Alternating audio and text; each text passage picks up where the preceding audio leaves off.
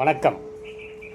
அன்பு சகோதர சகோதரிகள் அனைவருக்கும் காலை வணக்கங்கள். இந்த பதிவு நம்ம மீடியாவில் இருக்கிறவங்களும் சரி, ஒட்டுமொத்த தலித் சமுதாயத்துக்கும் என் சமுதாயத்துக்கும் இந்த பதிவு. கண் போன போக்கிலே கால் போகலாமா, கால் போன போக்கிலே மனம் போகலாமா, மனம் போன போக்கிலே மனிதன் போகலாமா, மனிதன் போன பாதையை மறந்து போகலாமா. பொய்யான சிலர் பேருக்கு புது நாகரீகம், புரியாத பல பேருக்கு இது நாகரீகம். இருந்தாலும் மறைந்தாலும் பேர் சொல்ல வேண்டும். எங்கள் அண்ணன் திருமாவை போல் இங்கு உலகத்தில் யாராக வேண்டும். எங்கள் அண்ணன் திருமாவின் மனசு இந்தியாவில் யாருக்கு வரும்? தலித் மக்கள் அனைவருக்கும் இந்த பதிவு. அதாவது அண்ணன் எழுச்சி தமிழர் உள்வாங்கிய எந்த தலித்தும் திமுகவுக்கோ அதிமுகவுக்கோ வாக்களிக்க மாட்டாங்க, நடிகர்களுக்கும் வாக்களிக்க மாட்டாங்க. அதாவது எவ்வளோ பெரிய தியாகத்தை எங்கள் அண்ணன் எழுச்சி தமிழர் பண்ணியிருக்கா தெரியுமா? யாருக்கும் தெரியாது இல்லையா? அண்ணன் எழுச்சி தமிழர் இல்லைன்னா 50 ஆண்டுக்கு முன்பு நம்ம எப்படி தெரியுமா இருந்தேன்? நான் தொட்டிக்கு இதில் தேங்காய் தொட்டி, அதில் டீ குடித்தேன். இலையில் கொட்டலைன்னு சொல்லுவாங்க, அதில் களி போட்டு கொடுப்பானுங்க வேறு சமுதாயத்துக்காரனுங்க. காலில் செருப்பு போடக்கூடாது, மேசையை இந்த மாதிரி முறிக்க விட்டுறக்கூடாது.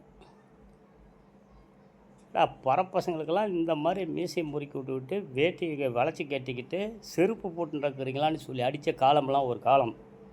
அதில் நானும் பாதிக்கப்பட்டவன். அப்போ எனக்கு சின்ன வயசு, சரிங்களா? ஆனால் இன்றைக்கி அண்ணன் எழுச்சி தமிழர் தலையெடுத்த பின்பு ஒவ்வொருத்தரும் காவல் நிலையத்தில் போலீஸை பார்த்தாவே தலித் சமுதாயம் பயந்து நடுங்கும். இன்றைக்கி அதே காவல் நிலையத்தில் உள்ளே பூந்து உக்காந்து மீசையை முறுக்கி விட்டு ஒயிட் அண்ட் ஒயிட்டில் போய் உக்காந்து இந்த சமுதாயத்துக்காக குரல் கொடுக்குற எங்கள் மாதிரி ஆளுங்கள்லாம் உங்களுக்கு கண்ணில் தெரியல. இன்றைக்கி நடிக்கிற நடிகர்கள் எங்கள் அண்ணன் திருமாவளவன் பற்றி ஒரு 2 வார்த்தை மட்டும் நான் சொல்கிறேன், கேட்டுங்க. அதாவது தந்தை பெரியார், சரியா, அவரு கூட திருமணம் செஞ்சுக்கிட்டார், இல்லற வாழ்க்கையில் ஈடுபட்டார். டாக்டர் அம்பேத்கர் எங்கள் கடவுள், அவரு கூட திருமணம் செஞ்சுக்கிட்டு இல்லற வாழ்க்கையில் இருந்தார். ஆனால் தன்னோட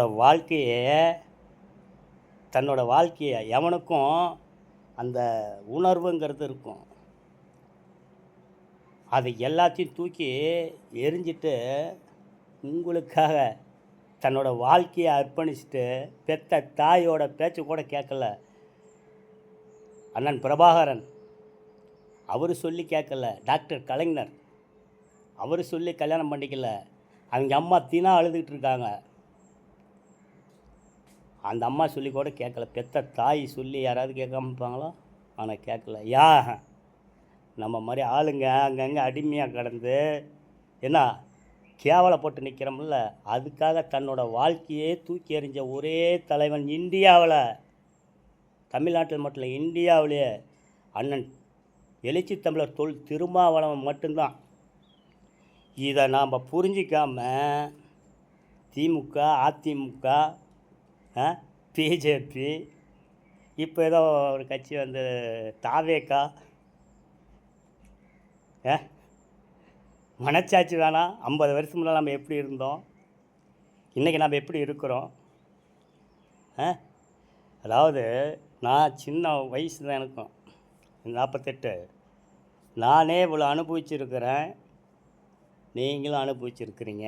தேங்காய் தொட்டியில் டீ வாங்கி குடிச்சிருக்கிறீங்க, கையொட்டி தண்ணி குடிச்சிருக்கிறீங்க, கொஞ்சம் கூடவா நாலேஜ் இல்லை. நான் படிக்கலை, 3வது தான் படித்தேன். படித்த அறிவாளிங்களாம் தலைவர் ஓட அருமை நான் இன்னொன்று சொல்கிறாங்களா கேட்டுங்க. அண்ணன் தலைவரை தவிர இன்னும் 7 ஜென்மத்துக்கும் உங்களுக்கு எந்த தலைவனும் கிடைக்க மாட்டான். பெரிய பெரிய ஞானி, பெரிய பெரிய விஞ்ஞானி, பெரிய பெரிய அறிவாற்றல் உள்ளவன்லாம் அண்ணன் எழுச்சி தமிழரை புரிஞ்சுக்கிட்டாங்க. ஆனால் நம்ம சமுதாயம் இதை பற்றியா?